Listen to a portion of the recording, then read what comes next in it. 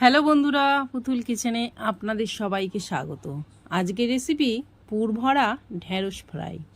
এখানে আমি ঢ্যাঁড়সগুলো ধুয়ে রেখেছি, তারপর একটা কাপড় দিয়ে ঢ্যাঁড়সের গায়ের জলটা মুছে নিয়েছি। একটা মশলা বানাবো, তার জন্য গ্যাসের মধ্যে কড়াই বসিয়ে তার মধ্যে 2 চামচ গোটা ধনে, 1 চামচ গোটা জিরে নিয়ে ভেজে নিয়ে মশলাটা গুঁড়িয়ে নেব। ঢ্যাঁড়সগুলো এইভাবে একটা ছুরি দিয়ে চিড়ে নেব।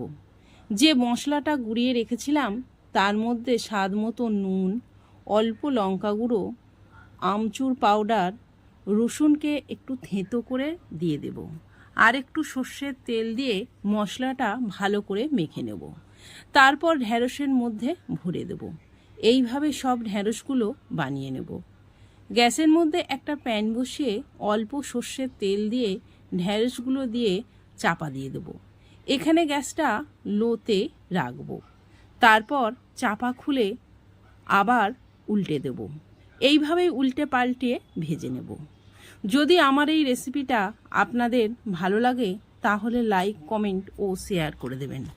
সাবস্ক্রাইব করতে ভুলবেন না। ধন্যবাদ বন্ধুরা।